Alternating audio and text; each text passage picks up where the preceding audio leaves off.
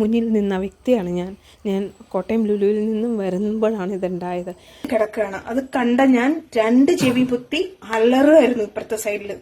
അപ്പോ ആ മനുഷ്യൻ കിടക്കുന്നതിന്റെ ഇപ്പുറ സൈഡിൽ മൊത്തം ബ്ലഡ്. വരുന്നൊരു വാർത്തയിലേക്ക്. സീരിയൽ താരം സിദ്ധാർത്ഥ് പ്രഭുവിന്റെ വാഹനം ഇടിച്ച് വയോധികൻ മരിച്ചു. തമിഴ്നാട് സ്വദേശിയായ എല്ലാവർക്കും നമസ്കാരം. സിദ്ധാർത്ഥ് പ്രഭു എന്ന് പറയുമ്പോൾ വലിയ ഏതോ ആളാണല്ലോ, സെലിബ്രിറ്റി ആണല്ലോ.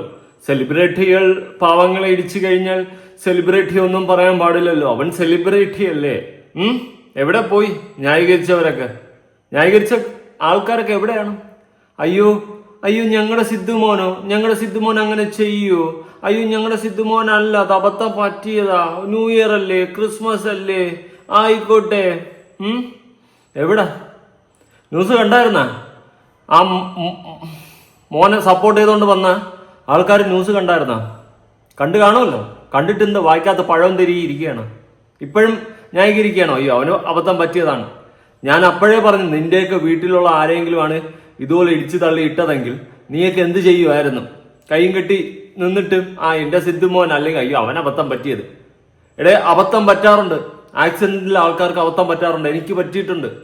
ഒരാള് ക്രോസ് ചെയ്തു, ശ്രദ്ധിച്ചില്ല, എല്ലാം കൂടി അങ്ങേര് നോക്കാതെ ക്രോസ് ചെയ്ത് ചാടി മൊത്തം ഇടിച്ചു വീഴുന്നു. എനിക്ക് പണി കിട്ടി മൊത്തം.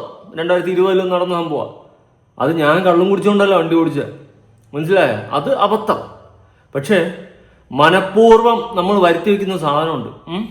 അതാണ് ഇത്.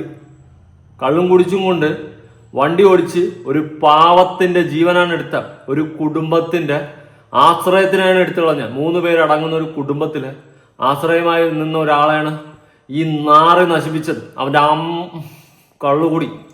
കള്ളു കുടിച്ച് നീയൊക്കെ നശിക്ക്. നിന്റെയൊക്കെ വീടുകളിൽ കള്ളു കുടിച്ച് അവിടെ എവിടെയും കിടന്ന് നശിച്ച് നാറാണത്താവ്. ആർക്കും ഒരു പ്രശ്നമില്ല. പക്ഷെ കള്ളും കുടിച്ചും കൊണ്ട് നട്ടു റോട്ടിലിറങ്ങി വണ്ടി എടുത്തു പോയി മറ്റുള്ള പാവങ്ങളുടെ നെഞ്ചത്തിടിച്ച് കയറുന്ന നിന്നെയൊക്കെ പോലെയുള്ള തന്തയെല്ലാ കഴിവേറികളെ എന്നാ ചെയ്യണം? ഞാൻ ന്യൂസ് വായിച്ചു ന്യായീകരിക്കും. ഇതിന്റെ താഴെ ഏതെങ്കിലും പുന്നാരമോനെ ഈ മോനെ ന്യായീകരിച്ചുകൊണ്ട് കമന്റ് ഇട്ട് എന്റെ വായിലിരിക്കുന്ന തായ് ഭൂമി വെച്ച് ഞാൻ വിളിക്കും. ഞാൻ ഇപ്പോഴേ പറഞ്ഞേക്കാം. ഏവളെങ്കിലും അവനെ ന്യായീകരിച്ചു കമന്റ് ഇട്ട ഞാൻ ആദ്യം പറഞ്ഞിട്ടാണ് ഞാൻ വീഡിയോ ചെയ്യുന്നത്, കേട്ടല്ലോ. അതുകൊണ്ട് ന്യായീകരിച്ച് ഗുണയടിച്ച് എന്റെ കണ്ണി പെടാണ് കമന്റെങ്കിൽ ഞാൻ പച്ചത്തെറി ഞാൻ വിളിച്ചു തരും. അതിൽ വേറെ മാറ്റമൊന്നുമില്ല, വേറെ ഒരു അപ്പീലും ഇല്ല. അത്രയ്ക്ക് എനിക്കിത് കണ്ടപ്പോൾ കുരുപൊട്ടി. പ്രത്യേകിച്ച് അന്ന് ആൾക്കാർ ഇവനെ ന്യായീകരിച്ചില്ലേ, അതും കൂടി മൊത്തത്തിൽ എടുത്തു വെച്ചിട്ട് എനിക്ക് പൊട്ടിയിരിക്കുകയാണ്. ജിഷിന്റെ വൈഫ് അമയ, ഇവരെല്ലാവരും വന്ന് ന്യായീകരിച്ചിട്ടുണ്ടാകും. അയ്യോ അവന്റെ കഴുത്തിൽ കുരുക്കിട്ട് പോയി, നാട്ടുകാർ അവനെ പെരുമാറിപ്പോയി, അങ്ങനെ ഇങ്ങനെയൊക്കെ. ഓക്കെ, കഴുത്തിൽ കുരുക്കിടാൻ പാടില്ല. പക്ഷെ നാട്ടുകാരവനെ കൈയും കാലും കെട്ടിയിട്ട് എടുത്തിട്ട് അടിച്ച് ചാമ്പികൾ ഒരു തെറ്റും ഞാൻ കാണുന്നില്ല. അവൻ അത്രയും അടിയെങ്കിലും കിട്ടിയല്ലോ, അത് തന്നെ വലിയ പുണ്യം. അതെങ്കിലും കിട്ടില്ല. കാരണം ഇനി വേറൊന്നും കിട്ടാൻ പോകുന്നില്ല. നല്ലൊരു വക്കീലിനെയും വെച്ച് ഇതൊക്കെ പതുക്കെ ഉൾട്ടയടിച്ച് ആ കുടുംബത്തിന് എന്തെങ്കിലും നഷ്ടപരിഹാരമൊക്കെ കൊടുക്കാന്നുള്ള സെറ്റപ്പിലൊക്കെ സംസാരിച്ച് എന്തെങ്കിലുമൊക്കെ ചെയ്യുമായിരിക്കും. അല്ലാണ്ട് ഇവനൊന്നും ശിക്ഷ കിട്ടത്തില്ല. ഇവനൊക്കെ അടുത്ത് വീണ്ടും പുറത്തിറങ്ങിയിട്ട് കള്ളും കുടിച്ച് ഇതുപോലെ വണ്ടി ഓടിച്ച് പാവങ്ങളുടെ നെഞ്ച് തിടിച്ച് കയറ്റും. പണത്തിന്റെ കുന്തളിപ്പുണ്ടെന്നേ, പണമുണ്ടല്ലോ കയ്യിൽ. അതുകൊണ്ട് എന്ത് തന്തയില്ലാ കഴിവാതെ തന്നെ ഇവിടെ കാണിക്കാമല്ലോ. അത് മറ്റൊരു വാസ്തവമാണല്ലോ, കേട്ടോ. ന്യൂസ് വായിക്കാം. മദ്യലഹരിയിൽ സീരിയൽ താരം സിദ്ധാർത്ഥ് പ്രഭു ഓടിച്ച വാഹനം ഇടിച്ച സംഭവം. പരിക്കേറ്റ് ചികിത്സയിലായിരുന്ന നാട്ടകം സ്വദേശി തങ്കരാജ് മരിച്ചു. 53 വയസ്സുണ്ട്. ആ വ്യക്തി നഷ്ടമായി. ഈ ലോകത്ത് നിന്ന് ആർക്ക് നഷ്ടം? ആ കുടുംബത്തിനും ആ വ്യക്തിക്കും. ഈ നായിന്റെ മോൻ എന്തെങ്കിലും നഷ്ടമുണ്ടോ? അവൻ മറ്റേ ആടിച്ച് കുവാൻ തെറ്റി ഇവനെയൊക്കെ പോലെയുള്ള നാറികളെയൊക്കെ സപ്പോർട്ട് ചെയ്യാനും ഇവന്റെയൊക്കെ മറ്റേ എന്തോന്ന് ഉപ്പുമുളകും തക്കടുവാവേ എന്തൊക്കെ സീരിയലുണ്ടല്ലോ, അതിലൊക്കെ കാണിക്കുന്ന ഇവന്റെയൊക്കെ ക്യാരക്ടറാണ് റിയൽ ക്യാരക്ടർ എന്ന് പറഞ്ഞ് വിശ്വസിച്ച് ഇവനെയൊക്കെ സപ്പോർട്ട് ചെയ്യുന്ന കുറെ മൊണ്ണച്ചികളാണ് കൂടുതലുള്ളത്. മൊണ്ണച്ചികൾ അങ്ങനെ തന്നെ ഞാൻ പറയും. കാരണം പോയി നിങ്ങൾക്ക് എന്താണെന്ന് വെച്ചാൽ കമന്റായിട്ട് തെറി വിളിക്കും. ഞാൻ അതിന്റെ അപ്പുറം ഞാൻ വിളിക്കും. കാരണം എനിക്ക് അത്രയ്ക്ക് ദേഷ്യമുണ്ട്. ഇവനന്ന് ന്യായീകരിച്ച് മെഴുകി കുറയണം. സെലിബ്രിറ്റി ആയതുകൊണ്ട് അയ്യോ അവൻ എന്തിനു ഉപദ്രവിച്ചു, സെലിബ്രിറ്റി ആയതുകൊണ്ടല്ലേ നാട്ടുകാരെല്ലാരും കൂടി വളഞ്ഞിട്ട് ആക്രമിച്ചു. പിന്നെ നാട്ടുകാർക്കെല്ലാം അസൂയല്ലേ ഈ നായറിന്റെ മോൻ്റോടെ. സെലിബ്രിറ്റി എന്റെ തികഞ്ഞല്ലോ, സപ്പോർട്ട് ചെയ്ത ആൾക്കാർക്ക് തികഞ്ഞല്ലോ. ഉത്തരം പറ. നിങ്ങൾ കൊടുക്കൂ ആ കുടുംബത്തിന് ചെലവിന്? ഈ സപ്പോർട്ട് ചെയ്ത മൊണ്ണകളെല്ലാം കൂടി കൊടുക്കൂ ആ കുടുംബത്തിന് ചെലവിന്? സപ്പോർട്ട് ചെയ്ത എന്റെ കണ്ണാക്കി പിരി വെട്ടിയാ? എവിടെ പോയി? എല്ലാം കൂടി എവിടെ പോയി? തെറ്റ് എടാ ഞാൻ ഇപ്പോഴും പറയാം, അവൻ നോർമലി പോയി ഇടിച്ചിരുന്നെങ്കിൽ നമുക്ക് പറയാം ഓ ആക്സിഡന്റലി സംഭവിച്ചതാണ്. പക്ഷെ കള്ളും കുടിച്ചും കൊണ്ട് വണ്ടി ഓടിച്ചൊരു പാവത്തിന്റെ നെഞ്ചത്ത് ഇടിച്ച് കയറ്റിയിട്ട് റോട്ടിൽ കിടന്ന് കാണിച്ച അവന്റെ പട്ടി ഷോ. അന്ന് അവിടെ ആ വിഷയം കണ്ടുകൊണ്ട് നിന്ന ആൾക്കാരടക്കം അയച്ച വോയിസും വീഡിയോ അടക്കം വെച്ച് ചെയ്തിട്ടും ഈ നായിന്റെ മോനെ ന്യായീകരിക്കുന്ന ആൾക്കാരുണ്ടായിരുന്നു. സീരിയസ്ലി ന്യായീകരിക്കുന്ന ആൾക്കാരുണ്ടായിരുന്നു. ന്യായീകരിച്ചു. എന്തിന്? ഒരുപാട് പേര് ഈ പറയുന്ന മറ്റേ സെലിബ്രിറ്റി സ്റ്റാറ്റസിലും അവിടെ ഇവിടെയൊക്കെ നിൽക്കുന്ന സീരിയൽ ഫീൽഡിലൊക്കെ നിൽക്കുന്ന എല്ലാവരും ഒക്കെ ന്യായീകരിച്ച് മെഴുകുകയായിരുന്നു. അയ്യോ സിദ്ധുമോൻ അങ്ങനെ പറ്റി, അബദ്ധം പറ്റി. അയ്യോ ക്രിസ്മസ് അല്ലേ, അവർ 2 കുടിച്ചാൽ വീട്ടിൽ കിടക്കണം. തന്തയില്ലാത്ത പോയി റോട്ടി ഇറങ്ങിയല്ലേ ഈ പാവങ്ങളുടെ നെഞ്ചത്തല്ലേ ഇടിച്ച് കയറേണ്ടത്. ക്രിസ്മസിനോ ഓണത്തിനോ നീ കടിച്ച് ചാവ്, ചത്തുപോവും. അതിലെനിക്ക് ഒരു വിഷയമില്ല. നമ്മൾ ആരും നന്നാക്കാൻ ഇറങ്ങി തിരിക്കുന്നില്ല. കാരണം നമ്മളൊന്നും പറഞ്ഞ നന്നാവുന്നില്ലല്ലോ.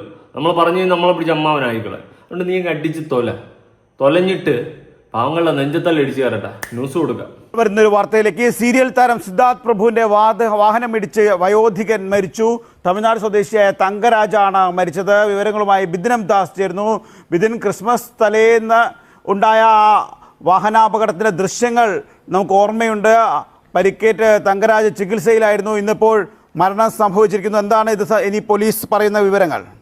പ്രേരക് 24-ാം തീയതി ക്രിസ്മസിന്റെ തലേന്നാണ് MC റോഡിൽ നാട്ടകത്ത് വെച്ച് ഇതേ രീതിയിൽ സിദ്ധാർത്ഥ് പ്രഭു മദ്യപിച്ച് അമിത വേഗത്തിൽ വാഹനം ഓടിച്ചെത്തി ഇതേ രീതിയിൽ ഒരു അപകടം ഉണ്ടാക്കിയത്. അന്ന് ഈ നാട്ടുകാരടക്കം അപകടം ഉണ്ടാക്കിയതിന് പിന്നാലെ ഇയാളെ വാഹനം തടയാൻ ശ്രമിക്കുന്ന സമയത്ത് നാട്ടുകാരോടും പോലീസിനോടും ഒക്കെ കയർക്കുന്ന ഒരു സ്ഥിതിയാണ് ഉണ്ടായിരുന്നത്. അന്ന് അപകടത്തിൽ പരിക്കേറ്റ ലോട്ടറി വിൽപ്പനക്കാരനായ തമിഴ്നാട് സ്വദേശി തങ്കരാജ് കഴിഞ്ഞ ഒരാഴ്ചയായി കോട്ടയം മെഡിക്കൽ കോളേജ് ആശുപത്രിയിൽ ചികിത്സയിലായിരുന്നു.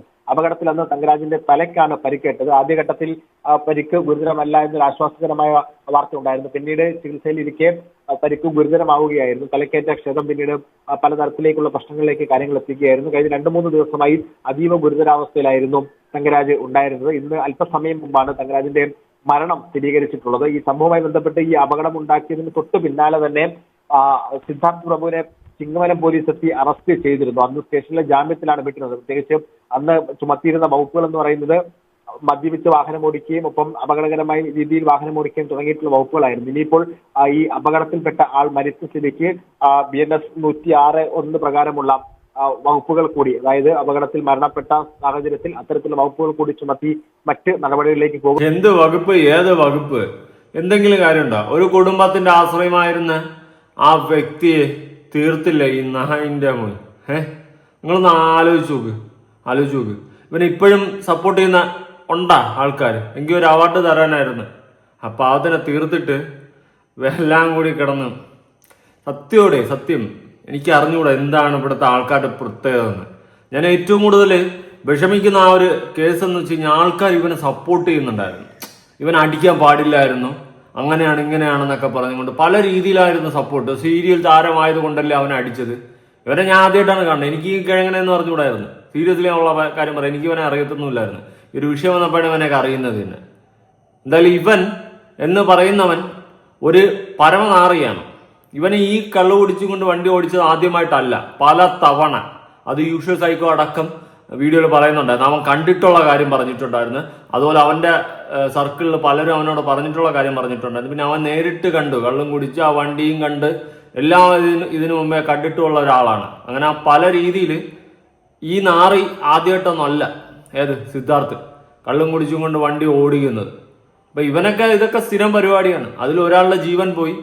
ഇനി അവൻ നൈസായിട്ട് കേസും കാര്യങ്ങളായിട്ട് ജാമ്യം എടുത്ത് നൈസായിട്ട് വെളിയിറങ്ങി നടക്കും. കുറച്ച് പൈസ പൊട്ടിച്ച് കളയും. പണം ഉണ്ടല്ലോ, തന്തയെ കൊണ്ടാക്കിയിട്ട സ്വത്തുക്കളും അതും ഇതുമൊക്കെ വെച്ചിട്ട് ഇവനൊക്കെ അടിപൊളിയായിട്ട് ഇറങ്ങി നടക്കും.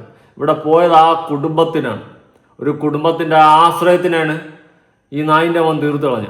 എന്നിട്ട് ഇവനെയൊക്കെ സപ്പോർട്ട് ചെയ്യാൻ ആൾ കിടക്കണം എന്നല്ലോ എന്ന് ഞാൻ ആലോചിക്കുന്നത്. ഞാനിനി ഒരു വോയിസ് കൊടുക്കാം. അതായത് കുടുംബത്തിൽ ആ വ്യക്തിയുടെ, ആ മരണപ്പെട്ടു പോയ വ്യക്തിയുടെ കുടുംബത്തിലുള്ള ഒരാളുടെ വോയിസാണ്. കേട്ടു നോക്ക്. വലിയ സങ്കടമായുള്ള ഒരു കാര്യമായിപ്പോയി. അദ്ദേഹം ശരി നടന് നല്ല വമ്പൻ ടീം എന്ന ആ ഒരു ഇതിൽ മദ്യപിച്ച് വണ്ടി ഓടിച്ച് ഒരു ജീവൻ തന്നെ നശിപ്പിച്ച് കളഞ്ഞു. തിരിച്ചു കിട്ടുമെന്നുള്ള ഒരു ഇത് എങ്ങനെയാ, പുള്ളിക്ക് വെള്ളം അടിച്ച് വെള്ളം ബോധം കെട്ട് ചെയ്തതാണ്. ബോധം കെട്ട് ചെയ്ത് ഒരു ജീവൻ നഷ്ടപ്പെട്ട ആ കുടുംബം തന്നെ നടു റോട്ടിലായിപ്പോയി. നിത്യം ജീവിതത്തിന് വേണ്ടിയിട്ട് അദ്ദേഹം ലോട്ടറി വിട്ട് അങ്ങനെയാണ് കുടുംബത്തിന് കഞ്ഞി വെച്ച് കൊടുത്തിട്ടുള്ളത്. എല്ലാം പോയി ഇപ്പോൾ. വലിയ ശിവ, സങ്കടത്തിലാണ്. അവസാനമായി എപ്പോഴാണ് തങ്കരാജിനെ ആശുപത്രിയിൽ വെച്ച് പോയി കണ്ടിരുന്നോ, സംസാരിച്ചിരുന്നോ, എങ്ങനെയാണ് പ്രതികരിക്കുന്ന ഒരു സാഹചര്യത്തിൽ തന്നെ ആയിരുന്നോ തങ്കരാജൻ ഉണ്ടായിരുന്നത്? ഇല്ല. ആദ്യം അവിടെ കൊണ്ടുപോയി വെന്റിലേറ്ററിലാണ് അവർ വെച്ചിരുന്നത്. വെന്റിലേറ്ററിൽ ഓരോ ദിവസം ഇമ്പ്രൂവ്മെന്റ് ഉണ്ടെന്ന് പറയും, ഒരു ദിവസം ഒന്നും ഇമ്പ്രൂവ്മെന്റ് ഇല്ലാന്ന് പറയും. അങ്ങനെ സ്റ്റാർട്ടിങ് മുമ്പ് തന്നെ അതിന്റെ ഇത് അവസ്ഥ മോശമായിട്ട് രീതിയിലാണ് അവർ പറഞ്ഞുകൊണ്ടിരുന്നത് ഹോസ്പിറ്റലിൽ. ശിവ, അപ്പോൾ മറ്റേ കുടുംബാംഗങ്ങളൊക്കെ, തങ്കരാജന്റെ കുടുംബാംഗങ്ങളൊക്കെ ഇപ്പോൾ എവിടെയാണ്? അങ്ങോട്ട് എത്തുന്നുണ്ടോ? കോട്ടയത്തുണ്ടോ? അവർ എങ്ങനെയാണ്? അവിടെ ഹോസ്പിറ്റലിൽ തന്നെ ഒരാഴ്ചയായിട്ട് അവർ കൂട്ടത്തിലുണ്ട്. അവിടെ 3 പേരുണ്ട്, അത് കൂട്ടത്തിലുണ്ട്. എന്തായാലും അവരും വേറെ ജോലിയൊന്നും ഇല്ല, അടുത്തിട്ട് ജോലി കിട്ടാണ്ട് അവരും അതിന്റെ അവിടെ എവിടെയുമായിട്ട് കൂലി പഠിക്കാണ്ട് പോയിക്കൊണ്ടിരിക്കുന്നത്. ആ ഒരു അവസ്ഥയിലുള്ള കുടുംബം ഇവർ പുള്ളി ലോട്ടറി വിട്ട വരുന്ന വരുമാനം കൊണ്ടാണ് ഈ കുടുംബം രക്ഷപ്പെട്ടുകൊണ്ടിരുന്നത്. എല്ലാം ഇതിലായിപ്പോയി. അതെ, അപ്പോൾ ആ കുടുംബത്തിന്റെ ഒരു ഏക ആശ്രയമായിരുന്നു തങ്കരാജൻ എന്നുള്ളതും കൂടിയാണ്. ശിവ, അപ്പോൾ കേട്ടല്ലോ, മൊണ്ണകളെ സപ്പോർട്ട് ചെയ്ത മൊണ്ണകളെ, ഇതിന് ഉത്തരം പറ. ഒരു കുടുംബത്തിന്റെ ആശ്രയത്തെ തീർത്തു, ഒരു വ്യക്തിയുടെ ജീവൻ കളഞ്ഞു. ഇതൊന്നും പറയാനില്ല. ഇനി അമ്മയുടെ, ജിഷിന്റെ വൈഫിന്റെ ഒരു സ്റ്റോറി ഞാൻ കണ്ടിട്ടുണ്ടായിരുന്നു, ഞാനൊന്ന് വായിക്കാം കേട്ടോ. ചെറുതും വലുതുമായ എല്ലാ പൊങ്കാലയും സ്വീകരിക്കുന്നു, വരിക ഇടുക മാറി നിന്ന് എന്തോന്ന് പ്രാഗി കഴിഞ്ഞാൽ പോവുക. ഞങ്ങൾ ആരെയും വണ്ടി കയറ്റി കൊന്നിട്ടില്ല, ആരോടും കൊല്ലാൻ ആഹ്വാനം ചെയ്തിട്ടുമില്ല. ആരെങ്കിലും അത് ചെയ്തെങ്കിൽ അതിനെ ന്യായീകരിച്ചിട്ടുമില്ല. ആൾക്കൂട്ടം ആക്രമണം, ശിക്ഷാ നടപടി ജനം സ്വീകരിച്ചതിനെതിരെ സംസാരിച്ചു. അതിൽ ഇപ്പോഴും ഒരു മാറ്റവുമില്ല. ആ പറഞ്ഞതിൽ ഒരു ഇഞ്ച് പുറകിലോട്ടില്ല. ഓക്കെ, അമ്മയ ഇട്ടിട്ടുള്ള സ്റ്റോറിയാണ്. അവര് പറഞ്ഞതെന്ന് വെച്ച് കഴിഞ്ഞാൽ ആൾക്കൂട്ട വിചാരണം തെറ്റിപ്പോയെന്ന്. അവനവന്റെ കുടുംബത്തിൽ വരുമ്പോഴേ ഈ ആൾക്കൂട്ട വിചാരണയൊക്കെ നമ്മുടെ ഉള്ളിൽ നിന്ന് ഓട്ടോമാറ്റിക്കായിട്ട് അങ്ങ് വരും. നമ്മുടെ വേണ്ടപ്പെട്ടവരെ ഇതുപോലെ കൺമുന്നിൽ ഇടിച്ച് തെറിപ്പിച്ചിട്ടിരുന്നാൽ, അല്ലെങ്കിൽ മറ്റേതെങ്കിലും രീതിയിൽ ആക്രമിച്ചിട്ടിരുന്നെങ്കിൽ, അറിയാണ്ടായാലും അറിഞ്ഞുകൊണ്ടായാലും ഇട്ടിരുന്നാൽ, നമ്മുടെ ആ ഒരു സമയത്ത് ഇമോഷൻ നമുക്ക് മനസ്സിലാവും. ഇത് മറ്റൊരാളല്ലേ, എവിടെയോ ഉള്ള ആള്. നമ്മളെന്തിനാ മറ്റുള്ളവർക്ക് വേണ്ടി പ്രതികരിക്കുന്നത്? നമ്മളെന്തിനാണ് മറ്റുള്ളവർക്ക് വേണ്ടി ആൾക്കൂട്ട വിചാരണ നടത്തുന്നത്? നമ്മളെന്തിനാണ് മറ്റുള്ളവർക്ക് വേണ്ടിയിട്ട് നിയമം കയ്യിലെടുക്കുന്നത്? ഇങ്ങനത്തെ ഒരുപാട് ചോദ്യങ്ങൾ നമ്മുടെ ഉള്ളിൽ നിന്ന് വരും, മറ്റുള്ളവർക്ക് വേണ്ടിയിട്ടാകുമ്പോൾ. പക്ഷെ നമുക്ക് വേണ്ടപ്പെട്ടവർക്ക് വേണ്ടിയിട്ടാകുമ്പം നമ്മളവിടെ നിയമവും പോലീസും എല്ലാം അങ്ങ് മറക്കും. നമ്മൾ തന്നെ അവിടെ നിയമവും കോടതിയൊക്കെ സ്വയമേ ആയിപ്പോവും.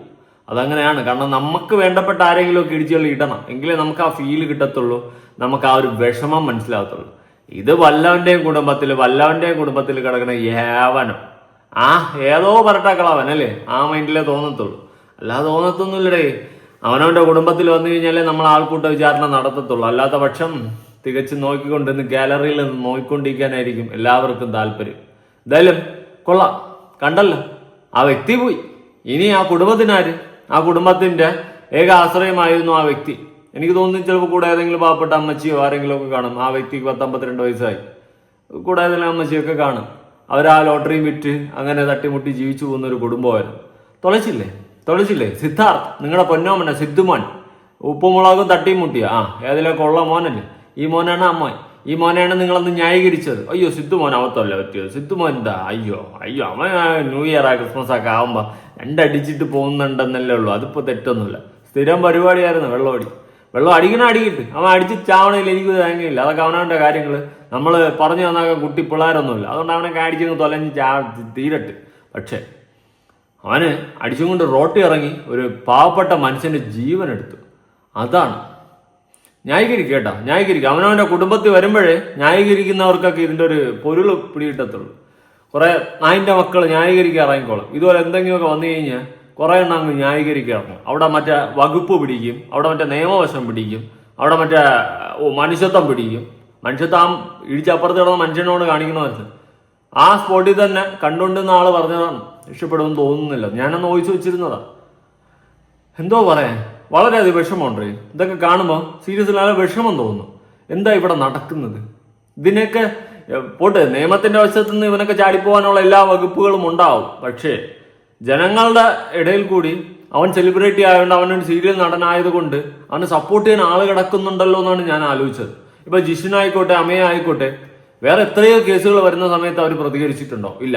അവരുടെ ഫീൽഡിൽ നിന്നും ഒരുത്തന് ഒരു പ്രശ്നം വന്നപ്പോൾ അത് ഏത് രീതിയിൽ അവരെ ന്യായീകരിക്കാൻ പറ്റും ആ രീതിയിൽ അവർ ന്യായീകരിച്ചു. ഓക്കെ, അവര് നിയമം കയ്യിലെടുക്കല്ലോ, പറഞ്ഞ പോയിന്റാ.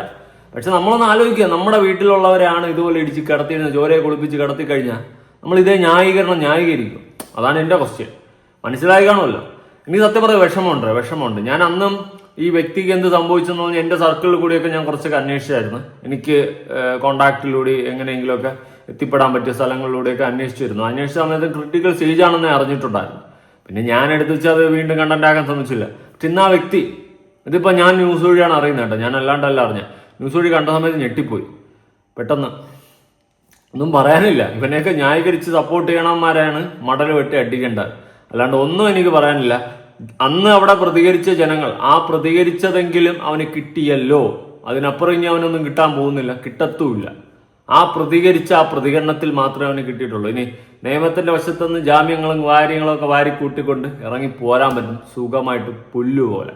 അല്ലാണ്ട് അന്ന് ആൾക്കൂട്ട വിചാരണ എന്ന് പറഞ്ഞ് എല്ലാവരും വിമർശിച്ചല്ലോ, ആ ആൾക്കൂട്ട വിചാരണയിൽ കിട്ടിയത് മാത്രമേ അവന് കിട്ടിയിട്ടുള്ളൂ, ഇനി കിട്ടത്തുമില്ല. ഇവനൊക്കെ ഇനിയും വെള്ളം അടിച്ചുകൊണ്ട് പല പോക്കറ്റിത്തരങ്ങളും കാണിക്കും. എന്തിനും മറ്റേ അന്യൂസ് ഫുട്പാത്ത് അങ്ങനെ എന്തോ ഒരു ലേഡി അവര് പറഞ്ഞ ഓർമ്മയുണ്ടോ, മറ്റേ നമ്പർ 18 ഹോട്ടലില് ഇവനൊക്കെ കുടിച്ചു കൂത്താടി കിടന്ന്, അവിടെ പെണ്ണുപിടിയും മറ്റോ എല്ലാം മറിച്ച പരിപാടിയുള്ള സ്ഥലങ്ങളാണ്, അവിടെ കുടിച്ചു കൂത്താടി കിടന്ന്. എന്നിട്ട് അവിടെ നിന്ന് അന്ന് മറ്റേ 2 മോഡൽസ് മരിച്ച സമയത്ത് ഇവനൊക്കെ അവിടെ എങ്ങാണ്ടുണ്ടായിരുന്നു. അതൊക്കെ അവസാനം ഇവന്റെയൊക്കെ പേര് പുറത്തു വരാതിരിക്കാൻ വേണ്ടി കെഞ്ചി കാലുപിടിച്ച് ഇനി ഇങ്ങനെയൊന്നും ചെയ്യില്ലെന്ന് പറഞ്ഞിട്ട് അവൻ പിന്നെ ചെയ്തെന്താ, വീണ്ടും മദ്യപിച്ച് അവൻ റോട്ടിൽ അവന്റെ തോന്നിയ ദിവസങ്ങൾ കാണിച്ച് പാവപ്പെട്ടവനെ തീർത്ത്, എന്നിട്ട് റോട്ടിൽ കിടന്ന് കാണിച്ച പട്ടിഷോയ. കൈയടിക്കുക, എല്ലാരും കൈയടിക്കുക. സിദ്ധാർത്ഥ് ഫാൻസ് അസംബിൾ, വാ ഓടിയോ. പുതിയൊരു വീഡിയോ ആയിട്ടാണോ. ബൈ.